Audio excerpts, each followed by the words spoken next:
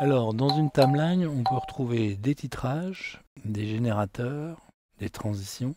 On peut aussi trouver des plans qui ont certains effets, comme des effets vidéo ou des effets audio, des transitions, on l'a dit. Et puis, dernière chose, on peut aussi retrouver des plans qui ont des luttes. Donc ça peut être des luttes intégrées, donc les luttes qui sont fournies avec Final Cut, ou des luttes qu'on aura importées. Donc l'objectif de FXList, ça va être de créer un tableur qui va recenser tous ces éléments-là, donc les luttes, les effets, les transitions, les générateurs, les titres et les effets audio. Donc là on voit que si on prend les luttes, il y a des luttes intégrées, donc les luttes Apple, et puis des luttes personnalisées. Donc là ils sont recensés. Et le tableur va nous en indiquer le chemin, c'est-à-dire qu'on pourra facilement les retrouver dans le Finder grâce à ce chemin-là. Même chose pour les effets, les transitions, les générateurs et les titres. On a des effets qui sont des effets proprement en Final Cut, et puis des effets qui sont issus de Motion Template. Et donc, grâce à ces chemins, on va pouvoir les retrouver. Donc ça, c'est le premier objectif de FXList, c'est de créer une liste de tous les effets présents dans notre timeline. L'autre intérêt de FXList, ça va être qu'on va pouvoir lui demander de regrouper tous ces éléments externes, donc tout ce qui est Motion Template, lutte personnalisée ou Audio Unit, de les regrouper dans un dossier qu'on va pouvoir transporter si jamais on va monter sur une autre machine. Voilà, on a un petit dossier où on va retrouver tous les effets répartis dans des dossiers thématiques. Alors on va voir un petit peu plus précisément comment on s'y prend. Donc on a notre timeline ici, on la sélectionne dans le navigateur, on va dans le menu Fichier, exporter le fichier XML.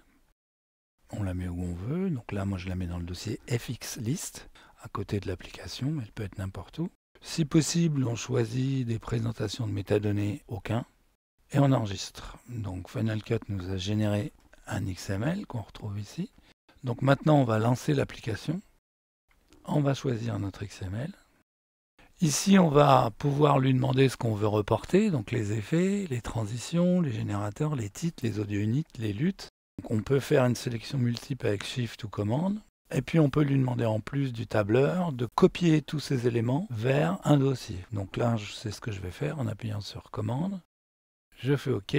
Maintenant, il va me demander de choisir un dossier de destination. Donc là, je vais prendre le même dossier à côté de mon XML. Et c'est parti. On le laisse travailler. Alors, vous voyez ici, en haut à droite, il y a une petite roue qui nous indique qu'il est en train de travailler. Et quand il a terminé, on a un petit message qui nous dit que tout est prêt. Donc, on retrouve notre tableur qu'il suffit d'ouvrir en le double-cliquant dans Number et les éléments dont on a parlé tout à l'heure.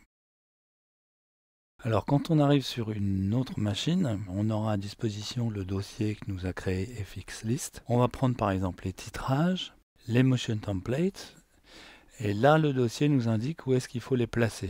Donc ici c'est précisé sur le chemin vidéo, motion template et titre. Donc on va prendre ces trois dossiers et on va aller les placer directement dans le dossier titre. Et voilà. Et à partir de là, dès que vous ouvrirez votre projet Final Cut, il n'y aura pas de problème, ils seront accessibles. Donc c'est la même chose pour les générateurs, les effets audio et les effets vidéo. Pour les luttes personnalisées, c'est un petit peu plus compliqué. Pour les installer, le chemin est aussi indiqué ici. Alors où est-ce que ça se trouve? Ça se trouve dans le dossier utilisateur, bibliothèque, application support, ProApp et custom lutte. Et donc là, on va prendre toutes les luttes qui sont ici et on va faire la même chose. Hop, on va les placer dans ce dossier et le tour est joué. Hein, parce que si vous ne faites pas ça, si vous ouvrez un projet où toutes les luttes ne sont pas installées, où tous les motion templates ne sont pas installés, ben quand vous ouvrez Final Cut, il vous manquera plein de modules. Voilà, voilà.